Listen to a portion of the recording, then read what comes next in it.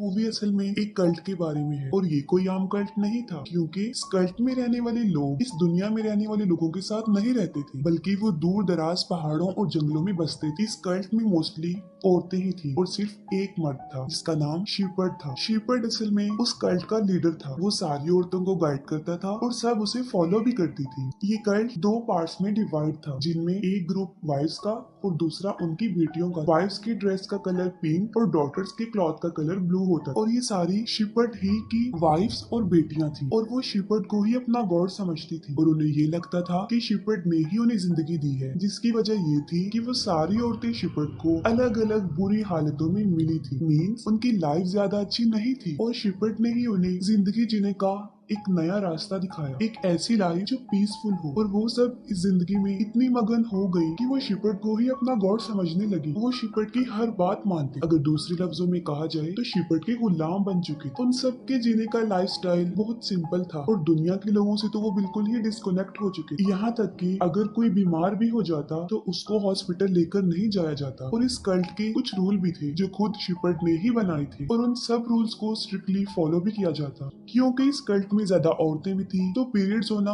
एक नॉर्मल बात थी और जब किसी फीमेल को ऐसा होता था तब उसे उन दिनों कल्ट से अलग रखा जाता, क्योंकि वो लोग मानते थे कि इन दिनों में वो औरत इम्प्योर हो जाती है।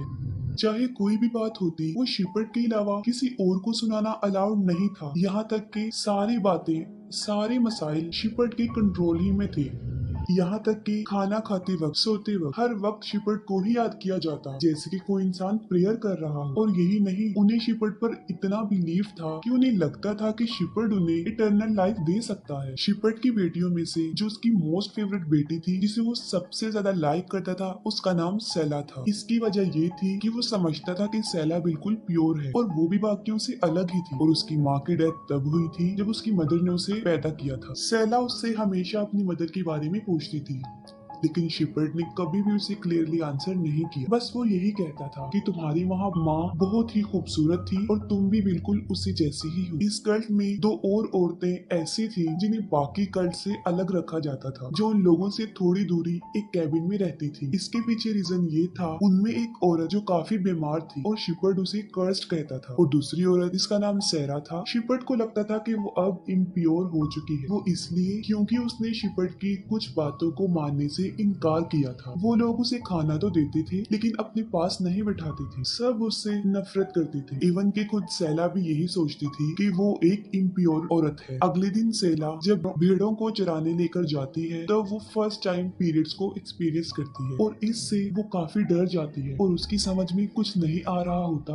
कि उसके साथ ही क्या हुआ, जिसकी वजह से वो एक भेड़ को भी मार देती। लेकिन वो अपने इस इशू को किसी के साथ भी डिस्कस नहीं करती और भेड़ के बारे में वो ये बताती है कि वो सो गया था और कुछ डॉग्स ने उसे मार दिया, लेकिन शिपर्ड उसे कुछ नहीं कहता और माफ कर देता है। अगले दिन पुलिस वहाँ पर आती है। पुलिस शिपर्ड को वार्न करती है कि वो इस जगह को छोड़कर चले जाए वरना वो सबको अरेस्ट कर लेंगे। इस बात को लेकर शिपर्ड काफी अपसेट होता है, लेकिन वो अपनी सारी वाइफ्स और बेटियों को इकट्ठा करता है और वो सबको बताता है कि इस दुनिया के लोग उन्हें उस जगह पर जीने नहीं देंगे, उन्हें ये जगह छोड़कर जानी होगी। और जैसे हम इस जगह पर आए थे इसी तरह हम किसी और जगह पर जाकर बस जाते हैं। सेला के अलावा बाकी सब खुश होते हैं कि अब वो किसी नई जगह पर जाएंगे और अगले ही दिन वो लोग अपना सारा सामान लेकर किसी नई जगह की तलाश में निकल जाते हैं। रात को वो लोग आराम करते थे और दिन में जर्नी। जब से सेला को पीरियड्स का इशू हुआ था उसको डरावने डरावने ख्वाब आते थे, खास तौर पर शिपर्ड के बारे। उसे लगता था कि कुछ तो गलत हो रहा है। अपने इस सफर के दौरान उन्हें किसी जगह पर एक पुराना खाली घर भी मिल जाता है, क्योंकि वो सर्दी का मौसम था और बगैर शेल्टर के रहना तो बहुत मुश्किल था। और इतनी सर्दी होने के बावजूद भी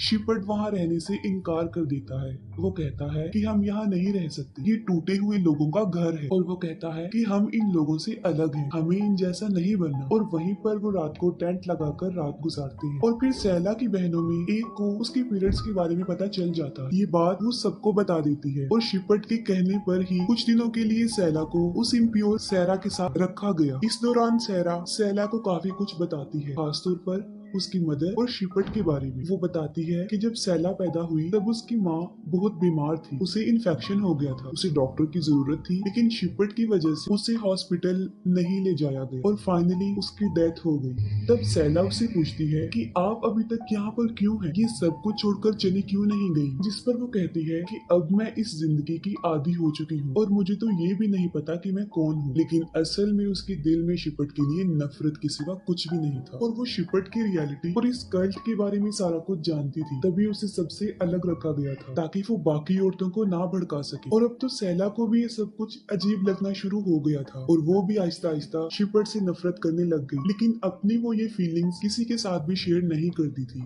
क्योंकि बाकी तो उसे गॉड समझते थे। काफी दिन तक वो लोग अपने सफर पर चलते रहते हैं और शिपट उन्हें कहता है कि वो उन्हें हेवन में लेकर जाएगा और वहाँ उन्हें एक इटर्नल लाइफ देगा। उन औरतों में एक औरत जिसका नाम एड्रियल था और तब वो प्रेग्नेंट थी और सफर पर चलते हुए उसे याद आ जाता है कि अब उसकी डिलीवरी का टाइम आ चुका है। वो बहुत रोती है, बहुत चिल्लाती है, लेकिन ना तो वो सही जगह थी और ना सही टाइम। लेकिन ये उसके कंट्रोल में भी नहीं था। बाकी औरतें उसकी हेल्प करती है लेकिन बर्थ देकर खुद उसकी डेथ हो जाती है। इस बात को लेकर बाकी सब तो काफी दुखी होते हैं लेकिन शिपट को इसका जरा भी फर्क नहीं पड़ता और वो लोग वहीं पर उसकी डेड बॉडी को जला देते हैं। तब सैला आगे आती है और इस सब के लिए वो शिपट को ब्लेम करती है और वो कहती है कि इसकी मौत की जिम्मेदार तुम हो। और इसके बाद भी वो अपना सफर जारी रखते हैं लेकिन सैरा अब उस कल्ट का पार्ट नहीं होती, वो उन्हें छोड़ चुकी होती है क्योंकि एड्रियल ने जिस बच्चे को पैदा किया था वो एक लड़का था और शिपट का असूल था कि कल्ट में सिर्फ एक ही मर्द होना चाहिए और यही वजह है कि वो उस बच्चे को वहीं छोड़ देते हैं और सैरा वहीं पर उस बच्चे के लिए रुक जाती है। लेकिन वो सैला को समझाती है कि तुम एक स्ट्रॉन्ग लड़की हो और तुमने अपनी बहनों को भी समझाना है। शिपट उन सबको लीड कर रहा होता है, वो सब थक चुके होते हैं और यहाँ पर ऐसा फील होता है जैसे शिपट खुद ही रास्ता भटक गया हो। और तब शिपट की बेटियों में से एक जिसका नाम तमार था वो सिर्फ ये कहती है कि हमें शायद अलग रास्ते पर जाना था, जिस पर शिपट काफी भड़क जाता है और वो उसे डांटता है कि अब क्या तुम मुझे सिखाओगे कि कैसे लीड करते हैं। और शिपट सबके सामने ही उसे पीटना शुरू कर देता है। वो काफी रोती है और कहती है कि मुझसे गलती हो गई है, लेकिन इसके बावजूद भी कोई उसकी हेल्प नहीं कर रहा था। वो उसे काफी बुरी तरह घसीटता है और कहता है कि मुझे मत सिखाओ कि कैसे लीड करना। और एक बार फिर से वो चलने लगते हैं और सारी औरतें शिपट को ही फॉलो करती हैं। काफी दिनों सफर करने के बाद फाइनली वो अपने डेस्टिनेशन तक पहुंच जाते हैं। वो काफी बड़ा और बहुत ही खूबसूरत लैंड था और शिपट उनसे कहता है कि मैं दुनिया में ही तुम्हें हेवन दे रहा हूँ और आज से हम इस जगह पर ही रहेंगे। और इस बात से सब लोग काफी खुश थे। लेक पर पहुंचते ही वो अपनी सब बेटियों को बात देकर इम्प्योर कर देता है और उसने अपनी सारी वाइफ से वादा किया था कि वो उन्हें इटर्नल लाइफ देगा, लेकिन उन्हें ये नहीं पता था कि वो किस किस्म की इटर्नल लाइफ होगी। उसी रात शिपट सैला को अपने टेंट में बुलाता है, जिस पर सैला को काफी अजीब फील होता है और आधी रात को शिपट अपनी वाइफ्स को लेक तक ले जाता है और एक एक करके सबको पानी में डुबोकर मार देता है। सुबह जब उसकी बेटियां नींद से जागती हैं तब वो देखती हैं कि उन सब की माएं मिसिंग हैं और इस सिचुएशन से वो सारी डर जाती हैं और शिपट के पास जाती हैं जो लेक के पास बैठा हुआ था और वहाँ पर उनकी माओ के कपड़े भी पड़े हुए थे। वो सब काफी रोती हैं और शिपट से पूछती हैं कि हमारी माएं कहाँ गई हैं, जिस पर वो कहता है कि मैं उन सबको इटर्नल लाइफ दे चुका हूँ। और साथ ही वो अपनी बेटियों को कहता है कि अब तुम्हें ही अपनी माओ की जगह लेनी होगी, तुम सभी मेरी बीवियां बनोगी और मेरी खिदमत भी करो। और वो सैला को कहता है कि तुम मेरी फेवरेट बीवी बनोगी और सबको लीड करो और मेरा फुल फोकस तुम पर ही होगा। जिस पर सैला आगे आती है और उसे कहती है कि मुझे तुम्हारी बीवी नहीं बनना और ना ही मुझे तुम्हारा ग्रेस चाहिए। जिस पर शिपट को काफी गुस्सा आता है और वो सैला को स्लैप कर देता है। सैला को भी काफी गुस्सा आता है और वो अपने गुस्से को कंट्रोल ना करते हुए शिपट को भी स्लैप कर देती है। इसके बाद हमें पुलिस वाले दिखाए जाते हैं जिन्हें लेक पर बहुत सारी औरतों की डेड बॉडीज मिलती है और जंगल में शिपट की डेड बॉडी भी मिलती है जिसे किसी ने बहुत बुरी तरह मारा हो और जाहिर है उसे किसी और ने तो नहीं मारा होगा, उसे उसकी बेटियों ने ही मारा था। और अब वो सब बहनें अपनी मर्जी से जिंदगी जी रही थी। इस मूवी का बड़ा फैक्ट ये है कि वो एक जालिम मर्द था जिसका मकसद औरतों को अब्यूज करने के अलावा और कुछ भी नहीं था। वो इतना बुरा था कि उसका अंजाम भी बुरा ही हुआ। आखिर वो उनके हाथों ही मारा गया और इसके साथ ही मूवी एंड हो जाती है।